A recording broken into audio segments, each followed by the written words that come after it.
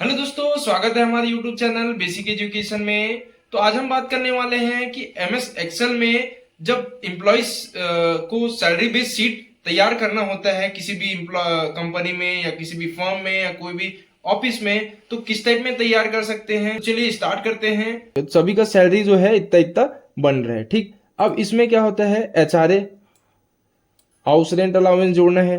तो house rent allowance जो मिलती है वो बेसिक सैलरी में मिलती है, क्योंकि ये नहीं है कि इतना सैलरी में बनेगा। टोटल जो सैलरी में क्या बनता है, जो मंथ में जो सैलरी बनता है उसमें हम क्या निकालते हैं, टोटल जितने भी HRA मिल रहा है, DA मिल रहा है, TA मिल रहा है, या MA मिल रहा है ना, या PF भी, PF जो कटेगा वो ग्रॉस सैलरी में कट जाएगा।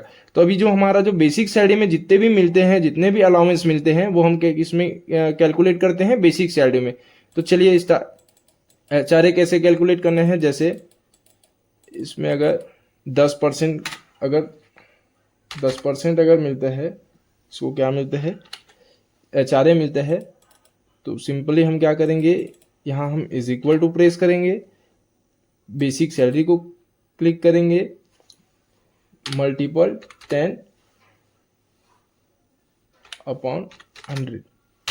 इस टाइप में हमारा जो HRA जो बन रहा है टोटल, वो कितना बन रहा है, वर्कर का मैनेजर का 3000, और बाकी का जितना भी बन रहा है वो हमारा कितना बन रहा है, इस हिसाब से पूरा बन रहा है। इसको थोड़ा बड़ा कर दूं क्या, और भी बड़ा कर देते हैं थोड़ा सा, ताकि और अच्छे से समझ आए।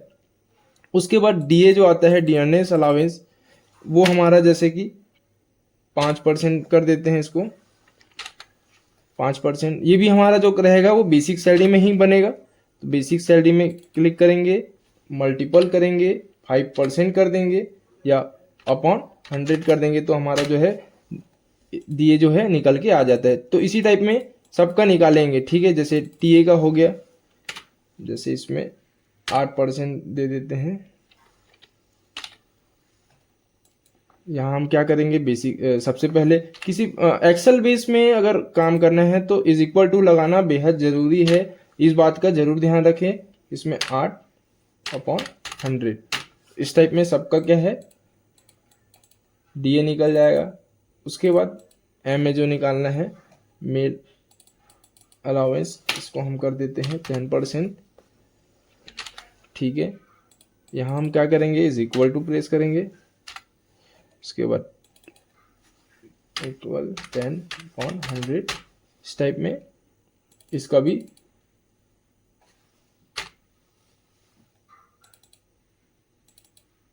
अब जो आता है ये ओवर टाइम हावर्स है। ओवर टाइम हावर्स मतलब एक मंथ में इन्होंने कितना घंटा एक्स्ट्रा जो वर्क किया है वो हमको इसमें हम कैलकुलेट करेंगे। तो जैसे कि ये है, इन्होंने इस मंथ में एक्स्ट्रा वर्क जैसे 50 घंटे ने काम किया, इन्होंने 40 घंटे काम किया, इन्होंने 50, किसी ने 60 घंटे, किसी ने 45 घंटे काम किया है, 46 घंटे। तो इस टाइप में जो है वो जो वर्क किया है वहाँ हम कर देंगे, ठीक है।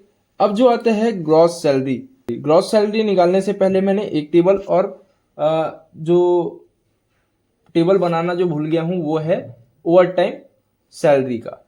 ओवर टाइम सैलरी का मैं यहाँ एक कॉलम क्रिएट कर देते हैं। यहाँ पर हम सिलेक्ट करके एक इंसर्ट कॉलम कर देंगे। यहाँ पर क्या करेंगे, हम ओवर टाइम की जो सैलरी है उसको हम क्या करेंगे, यहाँ हम शो कर देंगे, ठीक है। इसको पूरा ठीक है, अब इसको छोटा कर देते हैं। ओवर टाइम सैलरी जैसे है, इन्होंने ओवर टाइम सैलरी के लिए क्या करेंगे, इज इक्वल प्रेस करेंगे,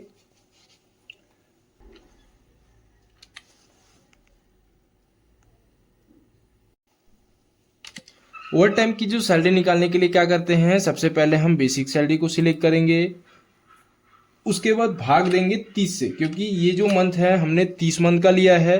अगर 31 का होता तो 31 लेते, यहाँ पर हमने 30 का ही लिया है क्योंकि एवरेज 30 का ही मंथ ज़्यादा होता है, इसलिए हमने 30 का ले रखा है, ठीक है। उसके बाद हम क्या करेंगे, इसको अगर एक दिन में 8 घंटा काम करता है तो क्या करेंगे, 8 से डिवाइडेशन कर देंगे, ठीक है। पूरा जो है 8 से डिविडेशन और कर देंगे, इस टाइप में क्योंकि एक दिन में हम कितना हावर्स काम करवाते हैं, 8 घंटा। और उसके बाद हम क्या कर देंगे, इसको मल्टीप्लाई कर देंगे किससे, कि एक्स्ट्रा काम जितना किया है उससे हम मल्टीप्लाई करके सिंपली इंटर दबा देंगे।